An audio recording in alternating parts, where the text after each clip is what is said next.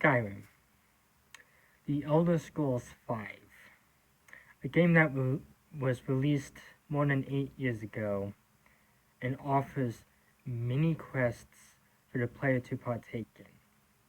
The Elder Scrolls are filled with a rich story and rich characters, and many quests that still hold a place in every player's heart.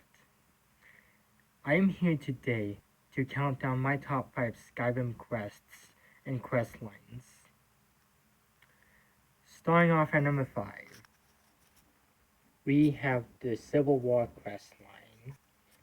The Civil War Crestline is a questline that involves the Stormcloak rebels facing off against the Imperials. Leading these Stormcloaks, we have Jarl Ulfric Stormcloak, who believes that he is the true High King of Skyrim. And leading the Imperials, we have General Tullius and Legate Rickay. This questline will throw the player in to one side and force them to pick who wins. It earns its place at number 5, as I think this was one of the best quests in the game, and I like parts on both sides. Jarl Ulfric is one of the best characters we've seen in this game, and I really like the design of the Imperial army. I think the conflict was interesting, and it felt so satisfying to bring an end to the Stormcloak reign. Coming in at number 5, we have the Phosphor Lighthouse.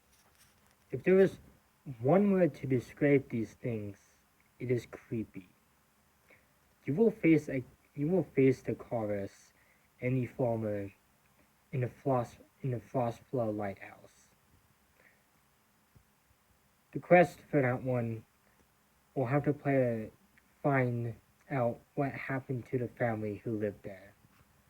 Long story short, the family unfortunately met a tragic end due to these creatures.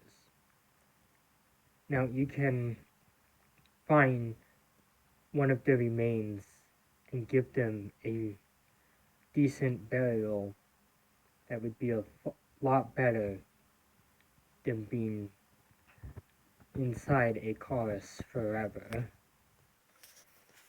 And at number 3, we have Ilmet by Moonlight.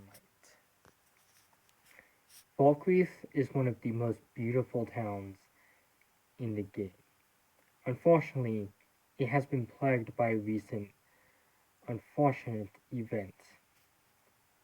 A young child has been killed, and a man has been locked up. This man is known as Sinding.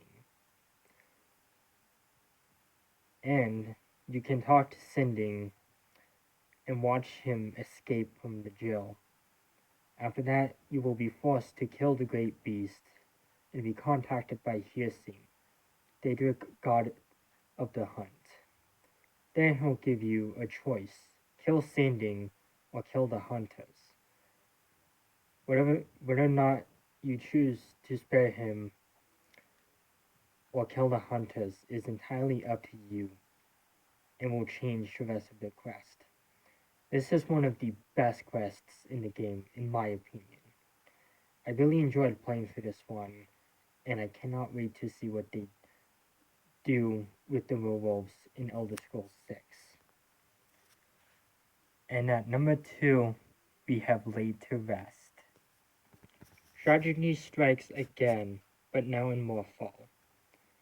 A family has been killed, and the main suspect is the former husband,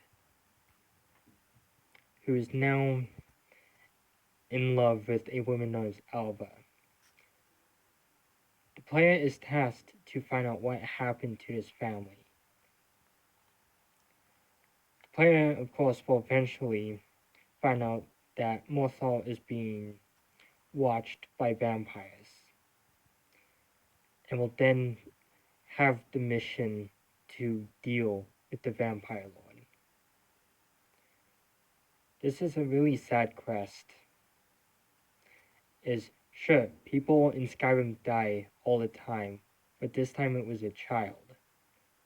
And her father had no idea what happened to him, because if he survives, he will tell you he had no idea what happened to him, implying that he had no control over his actions when he was a vampire's thrall. And coming in at number 1, we have the Dogon Crossline. The Dogon Crossline is the best questline in the game. It was originally introduced as DLC and allowed the player to join either the Dogon or the Bolgar clan. I always join the Dogon, as I believe this one is the better of the two sides. The Dogon questline adds a lot to the game, such as the Forgotten Veil and a new plane of Oblivion.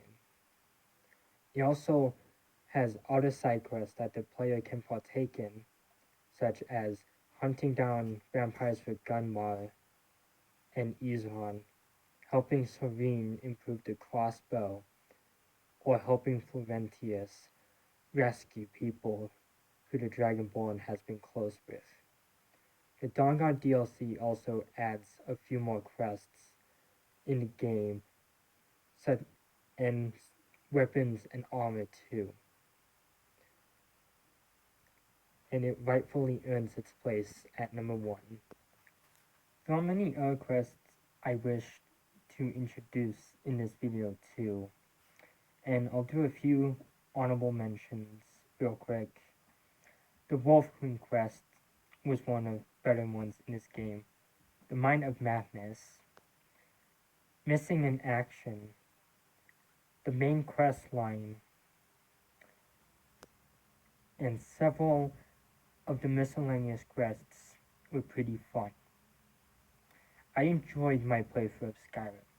I think it's one of the best games I've ever played, and I cannot wait to see what Bethesda does with Elder Scrolls 6. If you enjoyed this video, please feel free to subscribe and leave a like. A comment is also appreciated. This is Moonlight, and I have brought you the top 5 Skyrim quests. Goodbye until next time, everyone.